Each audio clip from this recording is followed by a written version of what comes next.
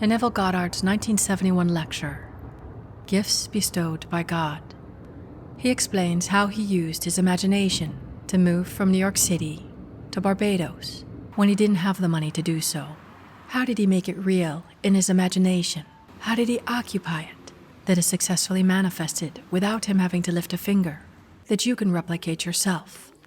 Neville says, I slept mentally in Barbados in my mother's home. I looked at the world and saw it from Barbados. And even though at the time he was living in New York City, he goes on to say, I saw New York City 2,000 miles to the north of me, northwest, for we are at a certain latitude, 13 north. New York is 42 north. We are the 59th longitude. New York is the 74th. So I saw it northwest as I could imagine it. I heard the tropical noises. We call this land tropical. It really isn't tropical in the really true sense of the word. When you go into the tropics, it's something entirely different. And I was born in the tropics, almost on the equator. It's an entirely different odor. Sunsets go like this. You look at the sun, and the sun disappears suddenly. A ball of red light becomes green.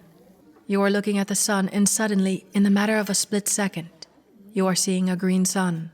You are seeing the complement of red. So we have no twilights in Barbados. The sun goes down rapidly from a red ball to a green ball, and you see the green ball. So the whole atmosphere differs.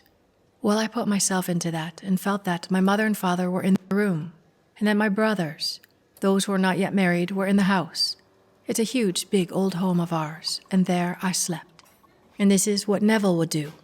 He would catch how the atmosphere differed so much from where he was to where he wanted to be, and he'd bring it alive in his imagination by thinking about it. And as he did this, he learned to bring it alive, just like when you daydream, and your daydream feels just as real as reality. If you're somewhere you don't want to be right now, where would you like to be instead? Can you tune in to the difference in the atmosphere? And if it's somewhere you haven't been, you can still imagine for where you want to be even if you haven't been there. Because in your consciousness, in your thinking, you feel that that place is different from where you are now. What is it that feels different? Tune into that. And if you want to feed your sensory memory more, the internet can give you those senses. From reading about whatever it is you want, from finding things to catch the feeling, whether it's something you read, or a picture you see, or a video or movie you watch, or it might be hearing the language, the accent, or the music of a place, or eating the food, or using the products of such a place. From wine to perfumes to clothing, it's endless. And around this time, Neville had also been abstaining from various things, from alcohol to meat to even sex. He thought he needed to abstain from all these things to spiritually awake, to be able to manifest whatever his heart wanted. And he had done this for over 7 years. But his spiritual mystical teacher, Abdullah, told him when he would go to Barbados, he would die. He would die from all these limitations of the mind. He would come to identify more with his unlimited consciousness that doesn't get touched by these things, that isn't tossed by the waves, that isn't enslaved by the thoughts. But Neville, in a sense, had a rebirth and broke free of all these limitations that the mind said had to be done in order to know what he truly is and to be able to lucidly dream the dream of life. One day you will remember that you are also consciousness, and that the body and the mind and the thoughts that happen to you, in some sense, are no more real than the body, events, and thoughts that you have in your night dream each night. And just like the state that Neville had fallen into, many people fall into such states and don't even realize. Neville says, until one gets out of a state, don't try to hit him over the head. He can't hear you. He knows that what he is doing is the only truth, the only reality. If he really believes that clams are going to poison him, do you know they'll poison him? You and I will sit down and eat the most glorious bunch of clams. He will sit and eat the same, and he's the one that will end up getting poisoned. Finally, Neville shares a story of a woman who wanted to sell her home, and Neville told her to do so she would have to sleep elsewhere, mentally, not physically. Physically, she slept in the house she wanted to get rid of, but in imagination, just as Neville had slept in his mom's house in Barbados. And within 6 weeks, he was there when he didn't have a penny to his name before, and he didn't lift a finger. Others reached out to him and helped bring him there. after years of not being helped to go there, after years of not being there. So say you want to sell your home, let the home go in imagination, and sleep as you would sleep and where you would sleep if your old home was no longer yours. And you can do this with anything that you want to change. If it was changed, what would be different? Catch that mood and fall into sleep this night and revisit it each night. Find the joy in discovering your imagination and exercising it.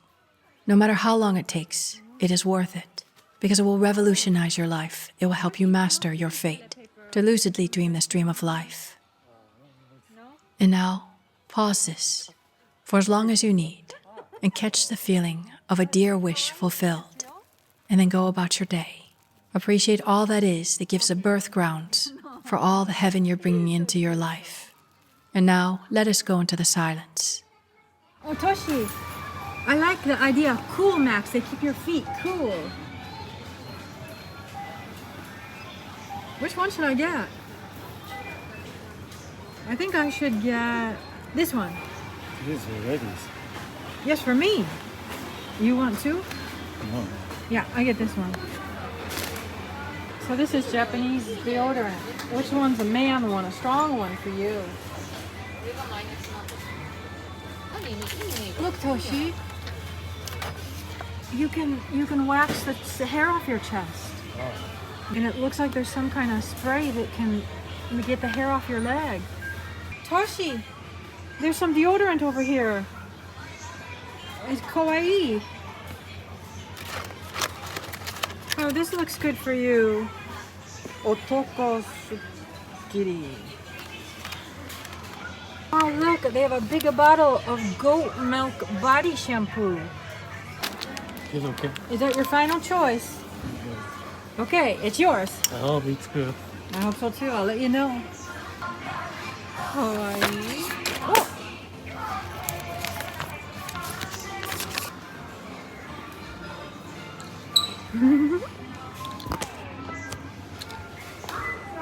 Oh!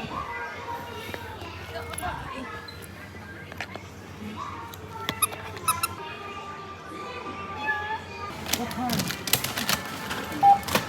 Oh, it's own store. Okay.